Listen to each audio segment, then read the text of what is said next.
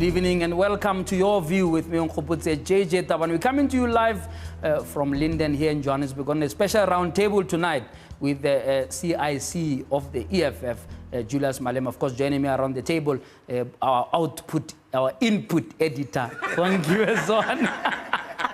Output, input, no. Just say editor. They must just promote editor. Rather give me that title. Yeah, I think once and for all. Yeah, all right. You rehearsed the whole time. You understand? Before we come on and you still get it wrong. And Tawam Gluli, who's anchor here at Newsfeed as well as our Weekend Prime. Because Julius, welcome. Thank you. To Newsroom Africa. Thank you very much. It's your first visit, ne? Absolutely. Am I right? Yes, yes, yes. You know that we actually wanted you to come here straight after the president, like on day 2. And my bosses refused. Hey, your bosses, one night. But at least you are here. But thank you so much for being here. I thought before we start, we took our cameras to the streets and said to people, 6 years of EFF, what do you think? Let's take a look at some of those vox pops, or what do you call voices of the people. In the 6 years that EFF has been in Parliament, they've managed to expose Jacob Zuma for the corruption that he's been in. And I know there's that common misconception that Malema was part of ANC, so obviously he does know the secrets. But then at the end of the day, he's now a changed man and he's standing for something new, you know, something better for the benefit of South Africans, Some of the secrets of these countries, we get it from EFF most of the time. No, I can't trust democratic people. Like, I can't. I don't trust. They're the most corrupt party in the country. They are. So, why do you say that? EFF is the most corrupt. You can just look at the leader, the EFF leader. That guy makes no sense ever since I've known him. He's never said anything that makes sense. So you can't just come and think he's going to say, I don't know, things that are going to make sense now and say other people are corrupt when he is the one who's corrupt himself. All right. All right, we'll of course play some more of those clips from the streets of South Africa as the evening progresses. But welcome once again, congratulations on 6 years of truly causing trouble, I must summarize, in the political landscape. But what's your own assessment of things that you would say? And I know you can speak all night long. We just don't have all night. But I want you to give me 1 or 2 big things that you say, this is what sums up our success as EFF. We disrupted the establishment. We found them comfortable on a dinner table and we disrupted it and exposed the shenanigans they've been causing in this country, exposed the inequalities, and that those who are rich are becoming more richer and those who are poor continue to be extremely poor. So the inequality that our people speak about today and they can relate to, it is because the EFF has spoken about it and put it firmly on the table. So when you sum it up, that inequality is called land. That our people speak of land today and appreciate that the land must be at the center of everything they do. Because in the absence of the ownership of the land, you are equal to nothing. Because land is the beginning and the end of any humanity. So we are proud that we have exposed that and we have firmly put that on the table of South Africa, where our people are beginning to discuss substantive issues which will change the material conditions of our people on the ground. And we change the political landscape. You can't talk about South Africa today without the imagination of the EFF. I don't even think there's anyone in the political arena who still know how South Africa looked like before the EFF arrived. So we have played a most significant role. People know politics today. People know parliament today. People are interested, particularly young people.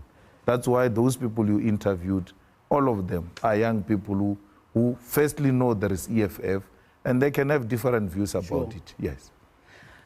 And then, you know, a year ago I asked you, what did you look at and say, here we messed up, right? I think you summed up in terms of the entry into the political arena. And of course, I've got another question of whether or not there was really a new agenda or it was a continuation of your agenda, particularly on issues of land and so on, that was suppressed in your previous home and now suddenly it was finding new expression.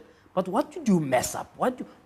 And I know that you guys have a sessions where you do introspection. Yeah. You say, hey guys, we are getting this wrong and so on. What are the one or two things where you say, here we messed up as EFF? Nothing. There are no political coincidence. Everything politically is planned. You know the consequences, and you do it deliberately. It doesn't matter the consequences. So I wouldn't sit here and say there is one or two issues that we could have handled much better. We did the best we could at the time on any question, and we gave it all. And we believed in everything we've done as the EFF. But why is it so difficult for politicians to be able to say, but here we messed up? You are outside and we are in the playing field. You may able to say to us, perhaps you could have given that penalty to this player and not this one. So I mean, one of the things that JJ, when he was in conversation with you a year ago, when he asked you the very same question, you said, yeah, that Mkhwebane, that was a bad mistake. We made that was a wrong call. In fact, in some of the tapes, you even called her a spy. So that one is not a public protector; it's a Gupta protector. Things like that. Are you know, I know you mess around on social media now and again, and you know they do memes. They say if a person was an epitome of there are no permanent enemies in politics, that would be your picture. Of course, that sentiment is correct. At any material time, something may not make sense politically, and in the immediate future, it makes sense. It may come handy as a weapon for you to advance your agenda, and why not utilize that opportunity? So we are in politics, we are not in church. What actually happened in terms of you marching at some point? In fact, you called on your people to march along with the SACP, and you said there was nothing wrong that PG did as far as the situation of the retirement is concerned. In fact, this Mkhwebane along with Zuma, they are wanting to raid Treasury, and we must prevent that from happening. What has happened So President Zuma wanted to capture Treasury without following the due process, and they were in a hurry to do that. And then the immediate disturbance for them was Pravin. And in the protection of the Treasury at the time, we had to defend Pravin and say, we're not going to allow you to appoint the stooge in a form of weekend special and take over Treasury. So we couldn't allow that. But no one wants to take Treasury now. Therefore, Pravin must now answer. At that time, it was done for opportunistic reasons. So now, no one wants to, for instance, let's take Jacob Zuma. We said Mbeki was pursuing him because he wanted to stand against Mbeki, and they were dealing with his chances. And after Mbeki's era, Zuma had to answer questions if there were questions to be answered. But at the time, people should not use genuine issues for opportunistic reasons. The environment is conducive now. There is no president pursuing Pravin. There is no institution pursuing him. Let him answer in a quite sober process. So in a sense, you wear that opportunistic tag with pride. You are opportunistic because, in a sense, whatever serves your position at that time, that's what you go with. No. We said to Zuma, you cannot purge a person because for political expediency. You want to use that for political reasons, not to achieve justice. That was wrong, and it remains wrong. But no one is doing that now. And therefore, if there is pursuing of Jamnandas for achieving justice, let it be done. So you may have a genuine issue, but you may use it wrongly. And on Mkhwebane? And we will disagree with you. On Mkhwebane? On Mkhwebane, we supported her because we thought, one, a female must replace a female. We cannot have a situation where a male replaces a female. And secondly, we thought we need to give this African child an opportunity to lead that institution. Then she messed up the Reserve Bank issue. I've never called her a spy, by the way.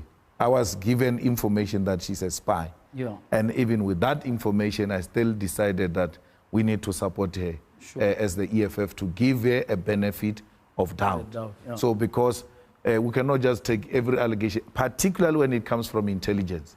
because there are information peddlers in the intelligence. You ought to see for yourself. And when she messed up, we're like, this was indeed a terrible mistake the EFF should not have committed. And today? But we can still remove her. I will not have a problem removing Mukwebane because she makes costly mistakes. But I'm not going to remove Mukwebane because a court overruled her on review. But what is you cannot remove a person. You cannot remove a person based on the outcome of a review. If that is the case, we must remove judges. And what is your position on her? Because I know that you're saying you can't remove a person because of this and this and that. But we have seen the EFF saying, okay, we support her firstly. And then we see you lashing out at her saying, nah, that one, no, whatever. Then again, we then see you say, we shouldn't remove the public protector. We must defend the office. Let's not talk about the office now. Let's talk about her. What's your position on her? We will defend Busisiwe Mukwebane. That's our position. Because the reasons advanced to remove her are not constitutional. You cannot remove a person because she ruled against your favorites. The next one is going to do the same, and therefore will be permanent removers. We cannot remove her based on the courts, because the law says she will take the decision, she will be taken on review.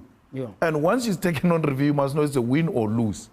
So what are we saying? Every time a public protector loses a review, she must be removed? Are you concerned about what the court said in terms of her dishonesty, her integrity, and so on? It's one thing to get the law wrong, right, or get something wrong because of a different interpretation. It's another when the highest courts, which you have gone to, to say to Zuma must pay, etc., are now saying this one is dishonest, is shifty. You know, they mention a couple of things that do speak to her integrity. Are you concerned about that or not? No, I'm concerned about that, but I do not agree with the court. It doesn't mean today, if I agreed with the Constitutional Court on this matter based on its merit, tomorrow I will not have to disagree with the Constitutional Court. Meaning that you don't think they are right to pronounce like that about her. And this is a Constitutional Court. I accept that decision. I've got no option anyway. But I agree with the minority judgment. I accept it. It is a position of the Constitutional Court. But nowhere does the court say we must remove her. Nowhere. I agree with the Chief Justice. And if I agree with Chief Justice, therefore I'm inconsistent. Therefore the Chief Justice is also inconsistent. Before we go to we can agree with the Constitutional Court today and disagree with it tomorrow, but respect the decision of the court. Her colleagues, right, are saying that if the Constitutional Court has pronounced on her integrity as an advocate, they are going to go to court to say that she must be removed on the role of advocates. If that happens, obviously, then she will no longer qualify to be on to continue as a public protector. What would be the position of the EFF in summary? To remove a person from the role of advocate is not a papa. It's not an easy thing. You must ask those who removed Jiba. So it's not a place. It's not an easy thing. So let's wait until she's removed. She's not removed. She's still an advocate. She's well qualified.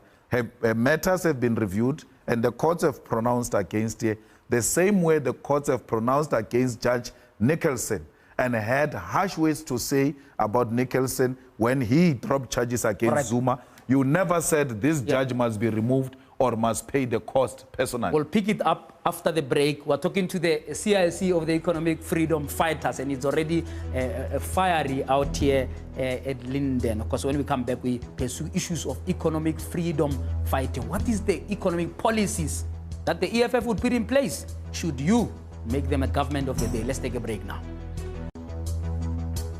And welcome back to our roundtable tonight with the CIC of the Economic Freedom Fighters. I'm sitting with Thabo Mdluli and Bongiwe Zwane, trying to understand the 6 years of the EFF. Of course, a lot of you commenting on social media throughout the day with lots of questions and comments about the EFF. Busisiwe is standing by to tell us what's happening there. Busisiwe, what's happening on social media there? Certainly a lot of attraction, JJ. A lot of people asking questions already. Nati says, my questions to CIC is, what are you doing currently to prepare your cabinet to be in terms of an important position of government if the EFF becomes the ruling party of South Africa tomorrow? More of your questions on social media. This is what we're looking at from Facebook. Kuliso says, what is the EFF's ideal economic growth plan? The second question is, what makes the rogue unit formation and operation a crime now? Third one says, who is your successor? And in your opinion, do you think the EFF is still following the objectives of its formation? And lastly, what is the difference? What is different from what JPO did to you and what Public Protector Office is doing to Ramaphosa? So certainly a lot of people talking about Public Protector Busisiwe Mkhwebane. Bamla says, please ask the CIC what the President Cyril Ramaphosa's administration has to do in terms of dealing with the issue of unemployment, especially youth unemployment as well as graduates. What the President should do in order to deal with the issue of the slow economic growth in South Africa.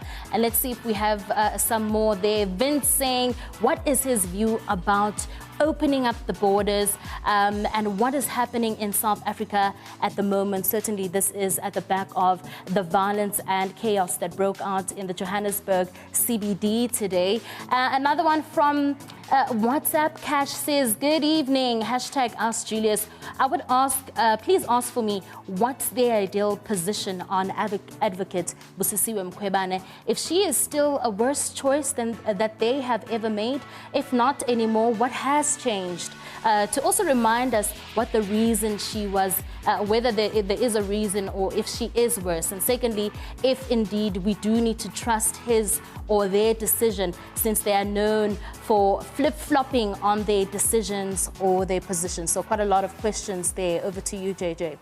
Thank you, Busisiwe. There are lots of stuff. They will take them in bite-sized chunks. Otherwise, if we ask you to respond to all of them, that to be an all-nighter. So what we'll do is that we'll sort of cluster them. I know that, Bongio, you're going to lead us now on the economy. Before that, we've got a caller, Charles, in Joburg.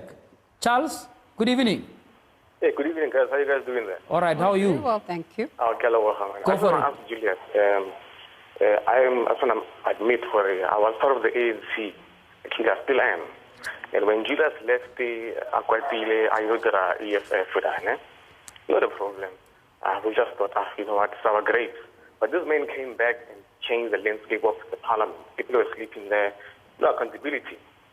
But I just want to ask Julius, having grown in the last two elections, how does he plan to grow beyond just black people? Because every time I go about race, when he angers the white people, the people of the Indian races, doesn't it limit the EFF as to how they can grow and capture other people?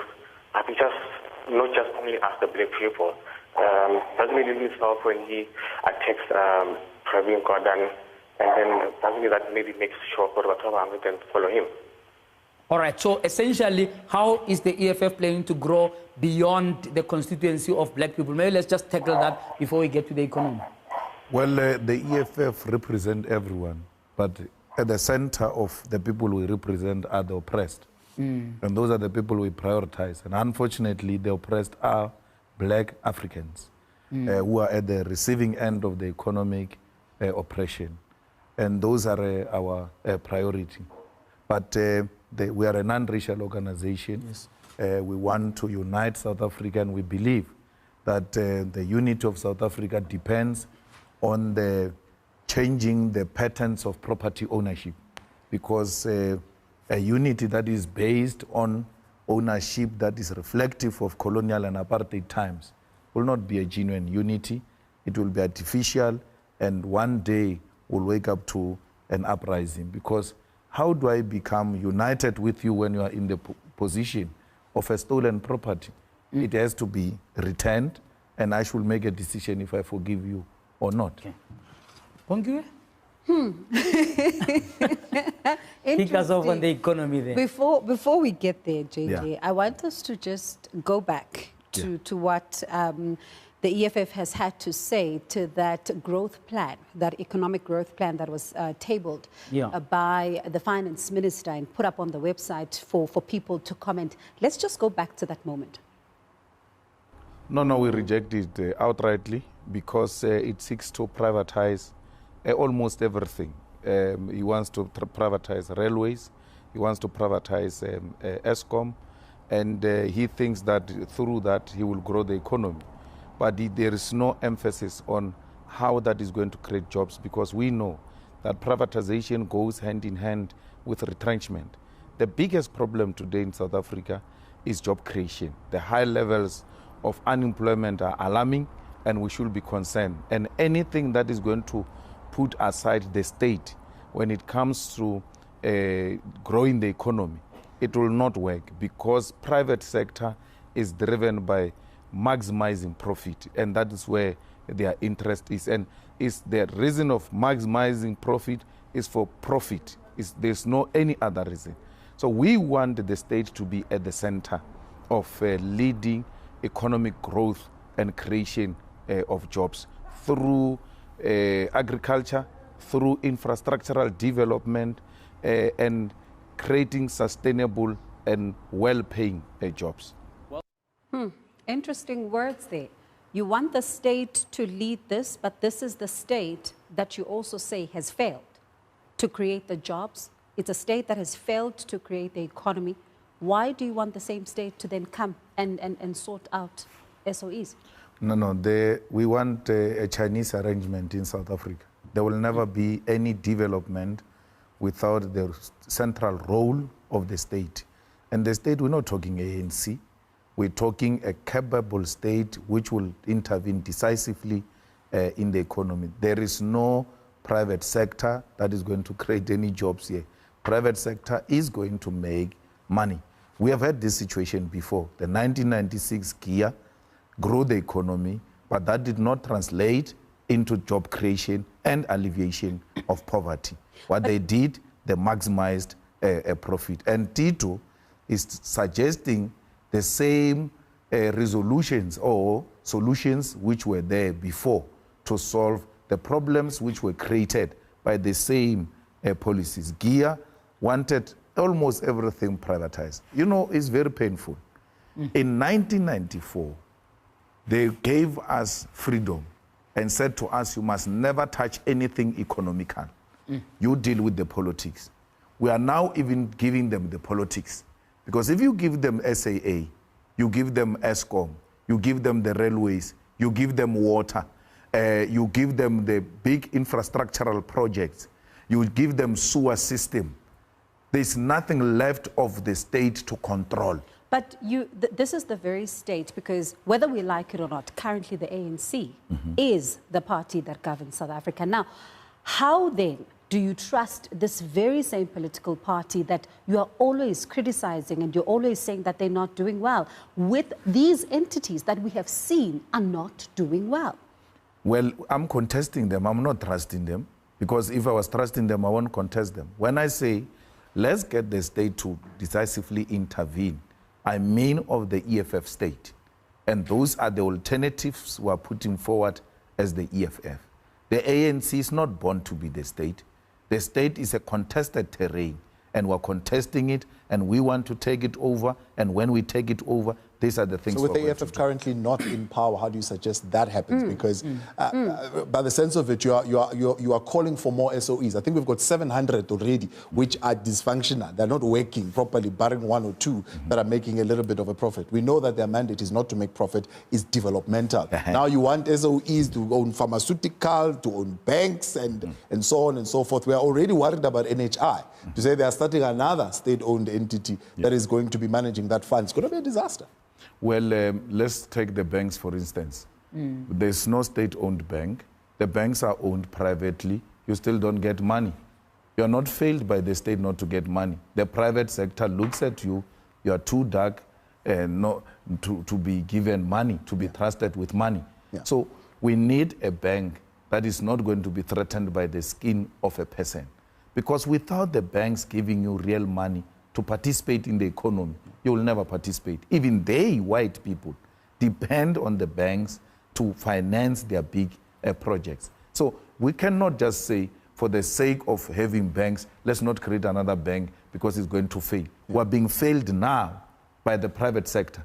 We are unable to finance small and medium enterprises because our color of skin cannot be trusted by these banks. What do you expect us to do? Should we fold hands and accept the situation as is? We have to create a government state to intervene. There is no, by the way, any state company that is not functioning well. The ANC people are the ones who are collapsing it. The leadership development is the one that fails the SAA. The SAA once made a profit, by the way, under a female CEO. So it's not inherent that the SAA will never make profit. Can I ask us just to hold it there for now? I know, JJ, you're burning. I also have some questions there, but we've got to pay the bills. We have to make money. So we have to go for a quick ad break and we'll continue our discussion on the economy. And you're on Your View Roundtable tonight with the EFF's CIC, Julius Malema. And of course, it was getting heated there. We're going to be continuing with the discussion on the economy, but now we go to Busisiwe Gumede with some headlines. Over to you, Busisiwe.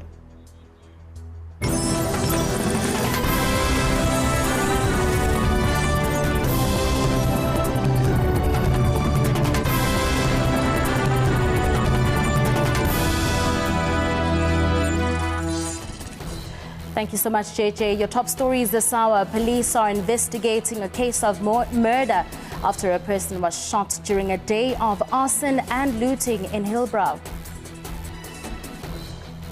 While family and friends react with shock as a 42-year-old man pleads guilty to the murder and rape of UCT student Uyinene Mkhwetyana. And the African National Congress deploys top leaders to meet with eThekwini officials as a party scrambles to chart a way forward. Well, we continue to monitor your comments as well as questions on tonight's main discussion. You can forward those under the hashtag Malema on 405. Over to you guys. All right, thank you very much, Ebusi. Of course, and apologies earlier on for saying that the UCT student was murdered by their boyfriend. Apparently, it was just a rapist. I don't want to say a random rapist who tried probably to be fresh with the post office, and when she refused, this is what happened. And I just a painful thing to continue talking about this gender-based violence, and I hope one day there could be a concerted effort, whether from government, political parties, and so on, to really just make lives of women bashers a hell. Make sure that they don't sit and be comfortable in our presence. Julius, don't you think this whole issue of privatization is a flag that's often waved as a ruse, almost as a red herring, in that to get this economy right, there's no way we can leave the private sector out. Right? You can talk about the centrality of the state, but at the same time, you talk about a state that has poor capacity, in many examples, not just here, but in many places around the world. Do you believe in, and now if a private sector person wants to invest, is listening to you, would you believe in a partnership? While it's a state-led intervention, but a partnership with the private sector so that they don't sit on millions like they are doing now and not investing it, but bring it to the party in order to make certain interventions in the economy to be workable? Are we going to continue saying anything that's private is necessarily evil? Can we argue like that? No, we agree with you entirely. The partnership will work, but we must go to virgin grounds. It can't be a partnership in already existing institutions. That will be equal to being a parasite. Come up with money.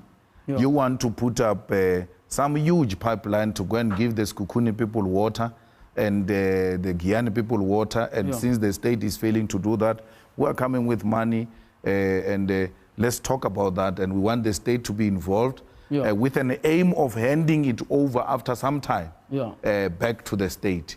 So would you agree, for example, that SAA can get a private partner? They've failed for years. They have dug a big hole in the fiscus. They're always going there with a begging bowl.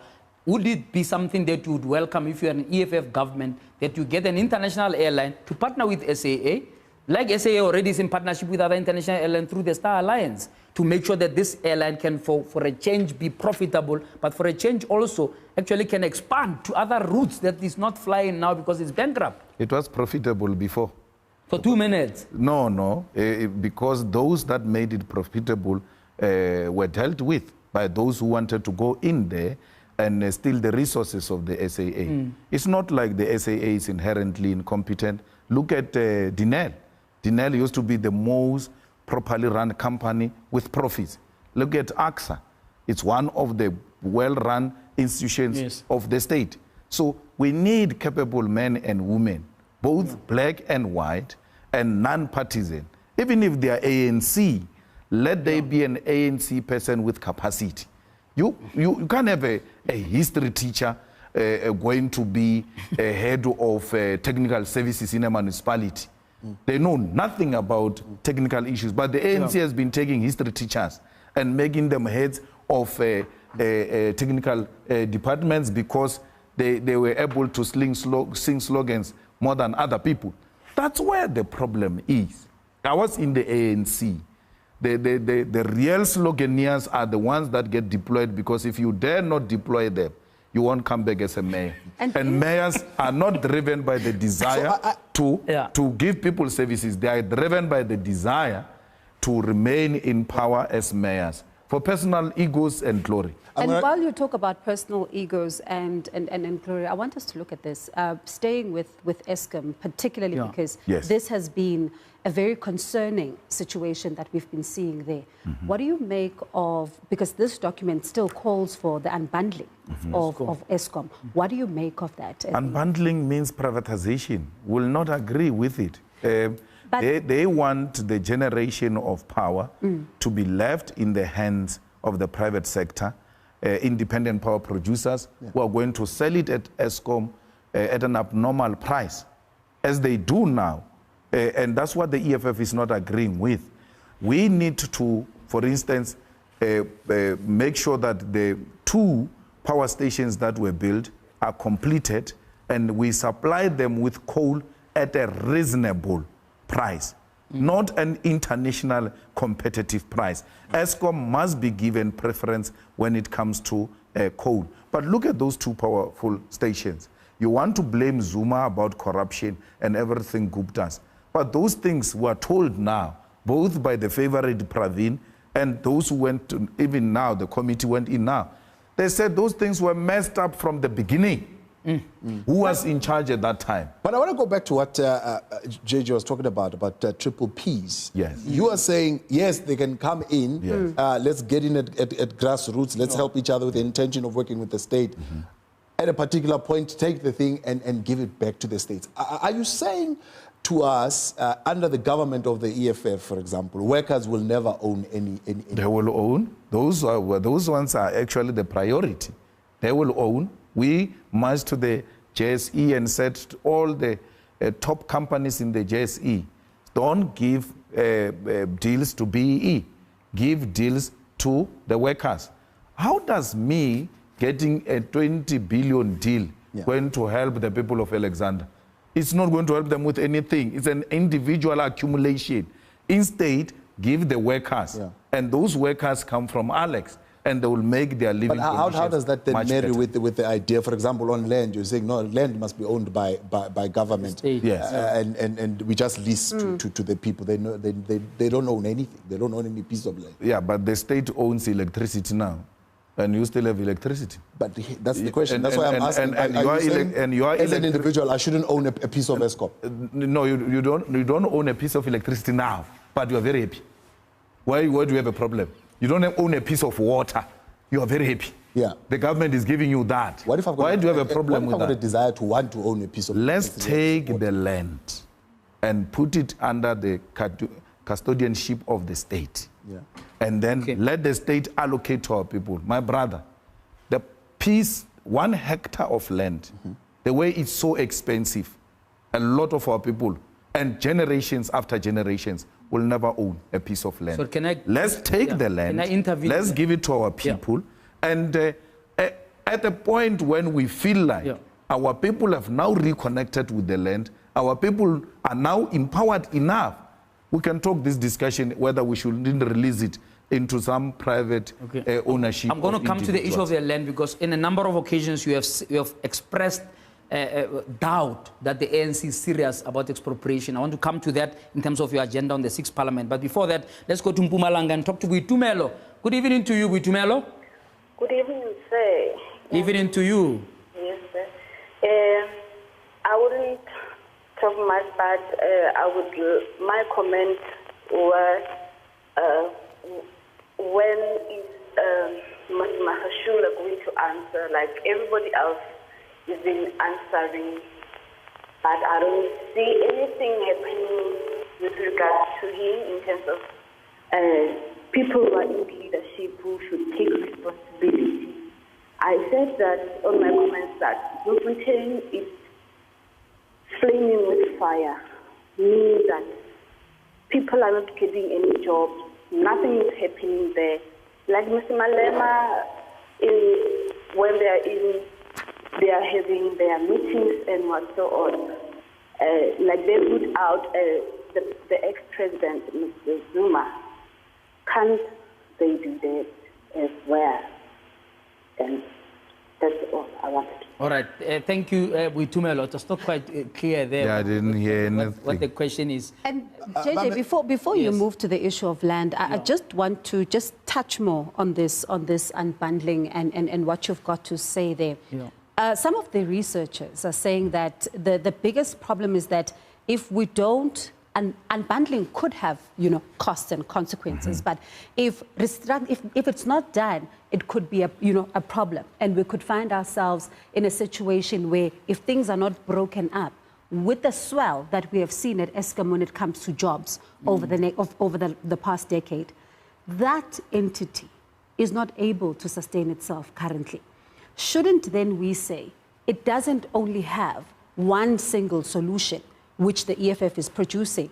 Couldn't we then, if you break it up, another part be taken by private-public partnership, another one another way, another one another way? Because all these solutions are not helping the scores and thousands of people that are at Eskom currently. Well, you know that Eskom in the past used to have 3 entities. There's nothing new they are suggesting these ones. But my problem with these ones is that they want 3 entities, and 1 or 2 of those entities, maybe generation and distribution, should be given to the private sector.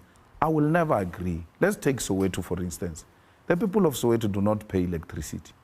And it's an historical thing. And we have said to the president and many others, cancel the debt. It's useless to go around with a paper that says Soweto owes me 40 billion, which you will never get. Cancel it and then start afresh. Cancel it and give them a month and say, from next month, I'm now charging you. You are going to collect the money you have never collected before. Now, if Eskom was owned by the private sector, the whole of Soweto will be dark by now. And what are you going to do? You won't sustain that as a state. Let's pick it up after the break there. We were talking to the CIC of the EFF. We're going to take a break now. After the ad break, we carry on with that conversation, especially on the issues of land as we round off that conversation. Of course, you can join us by sending your comments on hashtag your view on 405. Let's take a break now. All right, welcome back to Your View here out in Linden with the CIC of the Economic Freedom Fighters. So, on a round of Bongiwe, the Eskom thing, quickly, Chile is saying, forget it, they're not going to pay it. Let's round off that so we can get into the land issue. And before we, just the final question, you say that scrap it and then they'll start from scratch and pay. But some of those that we've spoken to from Soweto are saying, no, we don't have money to pay for electricity. Give us jobs first. So it doesn't mean then that if Eskom scraps this debt, it has the guarantee that if it starts collecting from a clean slate, it will get its money back. Those are indigent policies. It's not a crisis. When a person says, scrap it, I won't pay, because I'm not working, I don't have an income. There is a policy that deals with that. There's a provision of electricity for such people, there's a provision of water for such people. But there are people in Soweto who are working. And once we cancel, we'll have all the right to get at them. So the Soweto people say, you can come for the money, you can even sell their houses, they are not worth the amount of money we are owing. You will still not make that money you are looking for. You are not collecting anything.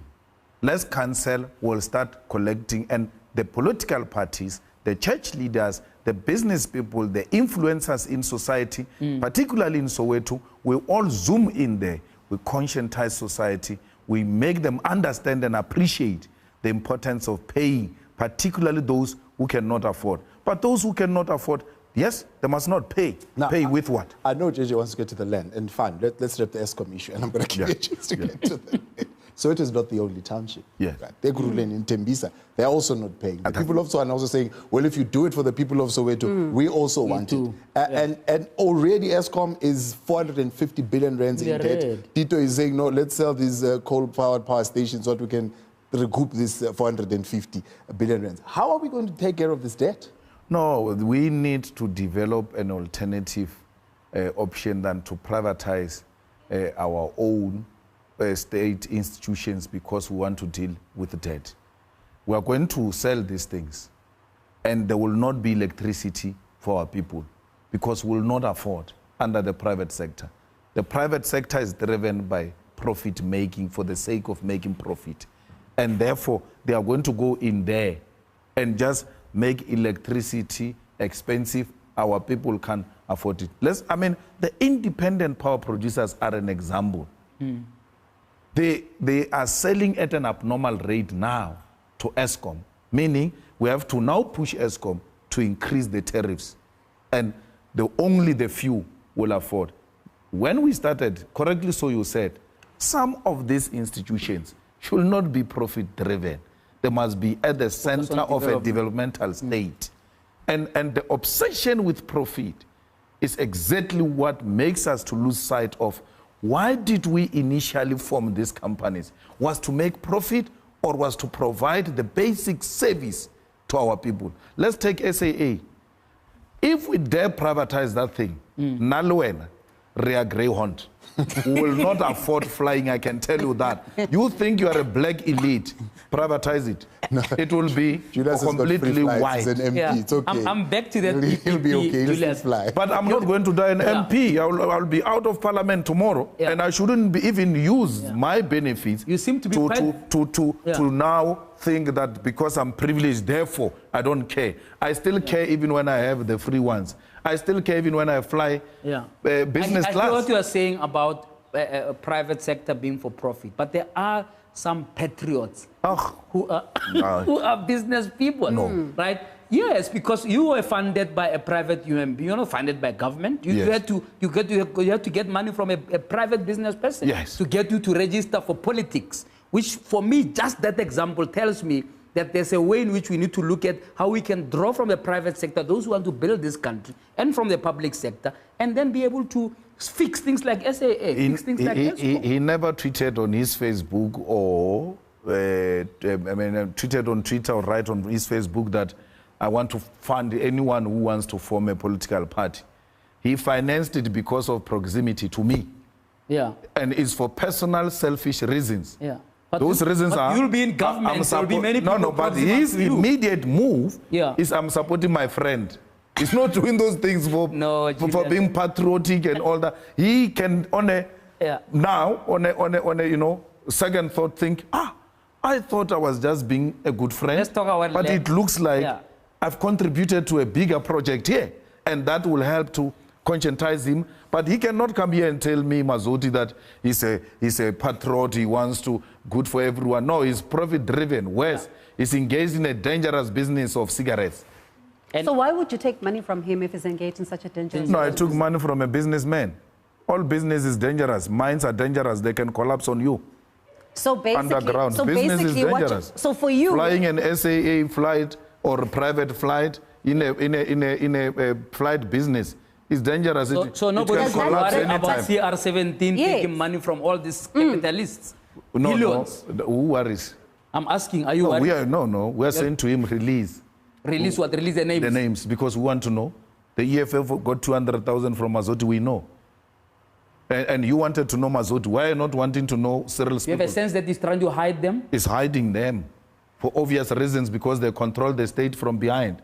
But even comparing me with Cyril is comparing bananas with apples. Cyril is a president. You ought to be worried. Who financed my president's campaign? But you could have been president yourself. No, but you're fighting to be president. The stakes are different now. For instance, I said to the president, stop telling us that there are other people who got the money. They are not presidents. But they could have been. They could have been presidents. Had they been presidents, they were going to be treated the same way we're treating him. Because that office requires a serious scrutiny.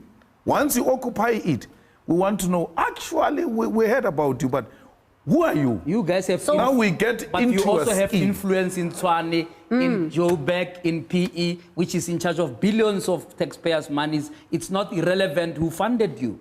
No, we're saying in comparison to the president. In comparison. You are using us to hide the critical issue of the favorite, who paid 500 million. And you know, I walk with confidence because I refuse to take all of you serious. If it was Malema 500 million, all of you will be asking the question, was tax paid? Are these people paying tax? How are they? This hypocrisy makes me very happy because no one will come to me and tell me any nonsense until you scrutinize all of us. This thing you are taking me on Mazoti, you don't take the president on such things. The president has sealed the documents in court. And what makes me even more worried is that we are told there are 46 judges in those sealed documents. Are you not interested to know if there are judges there? Let's put the president... Let's leave that. No, that's why we must put him aside because he's the favorite. Can I ask... No, but he for must now, never be touched like that. Because we're talking to you. No, because we're talking to you now. Yes. Are you saying that because you call yourself a government in waiting, we shouldn't look at you? We are more than open. You can scrutinize us anyhow you want. We're saying don't treat us differently. Stop having favorites. We want to treat us the same. Want to treat you the same. And I want treat us the same. You are waiting to govern. Yes. But you don't treat the ones who are governing. No, we are. He was here. We asked him the same question. We said, are you telling us truly that you didn't know who's funding? No, JJ, when I say you, let's not personalize it. I'm saying the media fraternity. And those powers that should hold him accountable are not doing that. Let's take the ANC, for instance. The ANC has got no policy of individual campaigning money. There's no such a thing. It's discouraged. It's not allowed. No one is asking the ANC the question, are you going to take any disciplinary action? The president speaks about it freely as if it's a permissible thing. If Ace Magashule had to say, I received money to fight for a position of Secretary General, you won't sleep. but you're so fired up about this now, right? Because and I understand, but why were you not this fired up in Parliament when you asked him that question? No, I asked him. Mbuyiseni stood up and told... But it was Mbuyiseni, it was not you. You're fired up now, but you stood up and you said, I want to know how many of my people you've paid. And it was like a banter between you and him, and you sat down, and even after he answered that question, you were not as fired up as you are now. No. I asked him, and I was fired up, because when I get fired up in Parliament, you still have a problem. I'm disruptive and disrespectful. When I'm not fired up, it's a problem. I asked him politely. I would have said it more in with a different expression. I said to him, you won on the ticket of transparency. Today, you are the one who's refusing transparency. How do you justify that? And the one of my members was, by the way. So the basic question is, and it's not being called a hypocrisy, by the way, a hypocrite, by the way. He won with a ticket of transparency, the most honest man. Today, he says, my things must be sealed. No one says, no. But you are the one who said you are the open book. Why today are you becoming that? I asked him, and he said, no, I'm still on transparency. There are some statements there which are sensitive. You know how statements are. And then I left him. You know why I'm leaving Cyril? Because Cyril is reviewing the public protector report.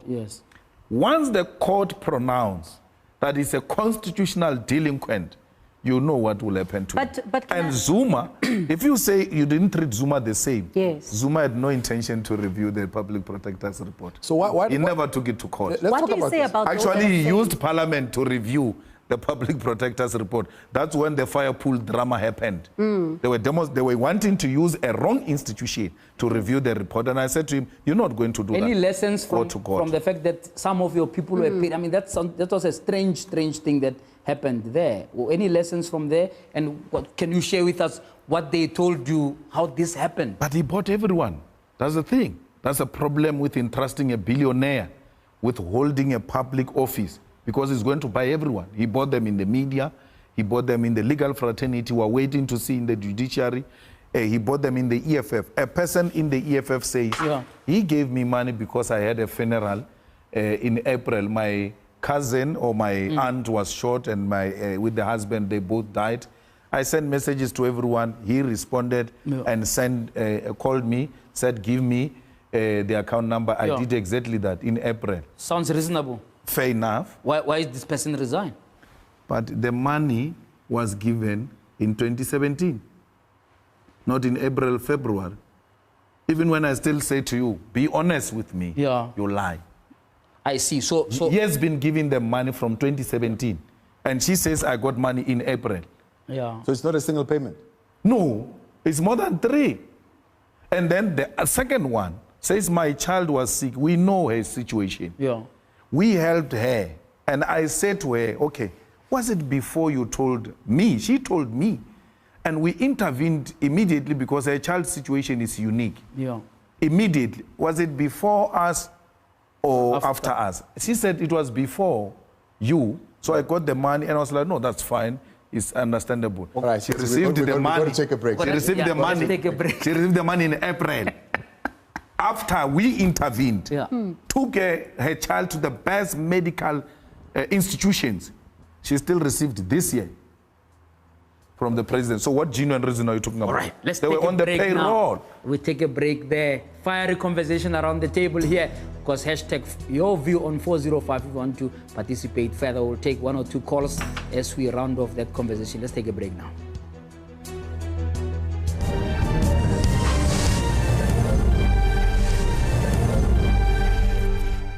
Why do you have a problem in disclosing the names of people who have made contribution to you? Even if you were doing that for political party purpose or contest in the party. You were the deputy president, you are the president, and you can't take leave from yourself. You can't say, today I'm on leave. I'm not a state deputy president, I'm a party deputy president. At all material times, you are the leader of our country. And the sooner you come to the reality that not everybody is a president of South Africa, and stop comparing yourself with other candidates. We do not have interest on them, they've not won.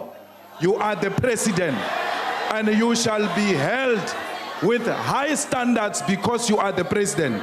You must never be shocked when we don't ask similar questions to nobodies, because you are the #1 citizen who occupies the highest office. And therefore, to compare yourself with nobodies, you are reducing not only yourself, but the office you are occupying. But this one, the last one, you will answer me outside. How many of my members did you give money? The Honorable, the President. All right. Some interesting moments there in Parliament. Bongi, I know you wanted to just zone in on to that one in particular. Yes. The last, especially the last question you asked about the lessons that the EFF has learned from the resignation of 2 of its members, from what you mentioned there. Now, you pride yourself as a party that has organizational discipline. What has this taught you about that particular aspect of organizational discipline within the EFF? Well, that was an act of ill discipline. And from time to time, as a living organization, you'll come across such characters. Parties try by all means, including the EFF, to try and check what's happening in other political formations and how you can counter that. It's a simple lesson of art of war. You ought to know the strength of your enemy in order to be ahead of them. And I think that the president was trying that, or his political party was trying that. I mean, just imagine if they find a person in the ANC who receives money from me, EFF. from me. I mean, they won't even think twice about it. That person will be dealt with. But we are a small party, JJ, and therefore we must be careful. If you don't act now on people who took money from Ramaphosa, people are going to take money from ACE. And ACE is not your favorite. You are going to come very hard. Should we make it law? You are together with ACE. That's why you take money from him. Jessie Duarte said, and I read here on her article on news24.com, says there's no requirement in law that leaders should declare donations made to internal campaigns. It's not correct to impose some kind of standard after the fact and to do so with respect to only one campaign. No, I agree entirely with her. That's why I'm raising the question in a different context. I'm saying to him, you said you are a transparent man. He must fall on his sword. I'm not saying based on this or that policy, you are therefore obliged. I'm saying based on your theme, on what you told South Africans, that you have nothing to hide, you are a man with your money, you will not be easily corruptible, you are transparent. Why are you hiding now? We're not talking those days. Jessie can educate us about anything. She must educate herself first about her relationship with the Guptas. So before she even tries to educate anyone, we're not talking about those things. We're talking about the president who said to us, unlike the rest, I'm the transparent man. You trust Ramaphosa? 100 days in office. Of course, there was a lot of emphasis on his case with the public protector, etc., etc. That seems to have occupied a lot of his time. But if you were to assess his 100 days, would you give him a chance to govern? Let's say if we were to just park the issue of the funding and so on, and maybe it goes well, and he's not found to be delinquent, as you are saying, you trust this guy to take us forward? I don't trust him. I contested him. I would not have contested elections if I trust Ramaphosa. Okay, put different, I don't trust the ANC. Okay. Ramaphosa and Zuma are from the same pot. So you can't cook chicken feet in one pot and say this Monatlana is nicer than the other Monatlana. They're all from the same pot. What do you say? They're the same. So what do you say about But from a stability of governance, sorry, Bungi, but stability of governance, do you think there's a chance in the 6th parliament now, and I'm coming to the land issue, where we could find some common ground? Because you put a proposal, a resolution in parliament when the ANC was still sort of half asleep after Nasrec, but you knew, of course, that they had taken that resolution and you wanted to test whether they will follow through. They did, right? At least at that point. We are now at the 6th parliament. Is your view that they are bluffing? Is it still your view that they are bluffing? And if they are bluffing, what is the EFF going to do as an agenda of the 6th parliament on land? JJ, let's start with the first question. When I congratulated President after being elected by Parliament, I said, we're going to give you a chance. And we've done exactly that. And my sister says, every time you talk to him, you are not the way we know you. It's exactly the fact that we said, let's give him a chance. Let's see. The people have entrusted him with that responsibility. To immediately undermine him will be equal to undermining the will of the people. And we're doing exactly that. So we have no option. He's elected democratically. If you respect democracy, you ought to give him a chance. Until institutions pronounces differently. The first institution has gone against him, which is the public protector institution, which must be respected, and he's taking it on review. Once the court says he's a delinquent, he must not even bother to come to that parliament. He must stay at home.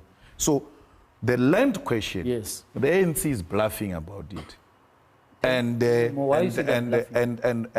both factions of the ANC, by the way, there is no faction that is committed to land.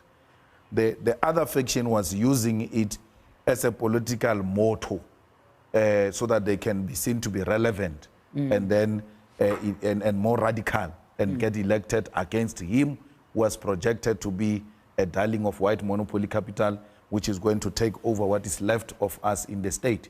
So there is no commitment from the ANC to expropriate land without compensation.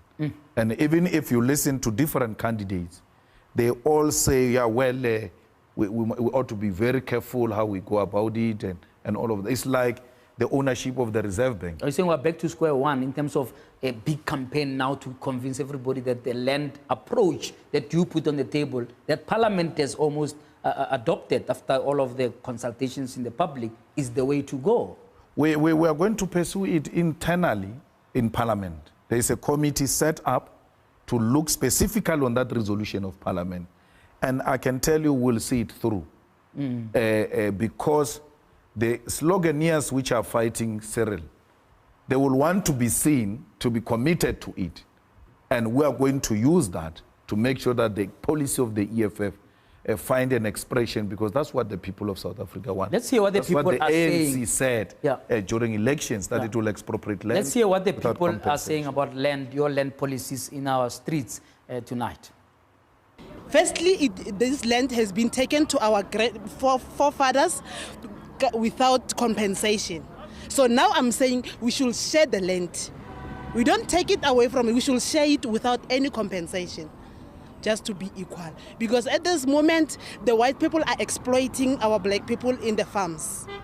Because farmers are working without being registered. They're not even getting paid properly. How can we share the land? Because this land is all, it was for us before.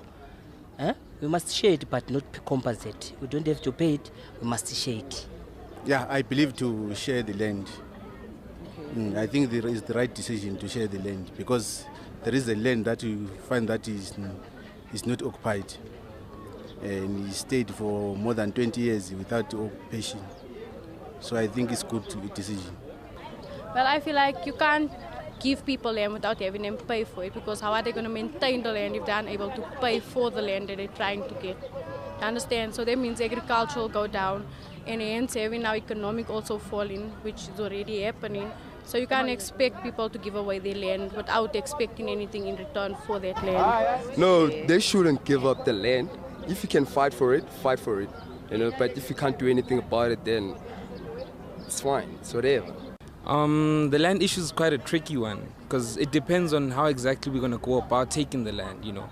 I do believe in it, though. I feel that, you know, especially because after apartheid, black people necessarily didn't get any reparations, you know, so that could form part of our reparations, and we could move forward from there on.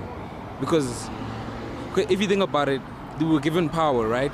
But now with that power, the same people we've ordained to lead us are not really doing the most for us, yeah. All right. Interesting conversations in the streets there about land. Temba in Port Elizabeth. Good evening. They say good evening to you, good evening to CIC. Go for it. Yes, thank you, JJ. JJ, in passing, man, please, man, understand that the energy generation, ESCOM is selling it at a loss to energy generation. Now, public management finance does not allow anyone to sell any public property at a loss. The 21 billion rand lost at ESCOM is because of the renewable energy that is sold at a loss. That's my passing. But JJ, let's go to the land. Yes, quickly. I want CIC to talk and understand the impact once land has been taken away from the current owners. The production, agricultural produce, the market for it will fall immediately. It will be difficult even to transport the potatoes from the farm into the city centers. How are we going to rescue that situation? Because that market is going to fall down, and how are we capacitating our communities to produce their own food while we will be faced with the economy of the agricultural produce that has fallen down for the good 10 years after the land expropriation.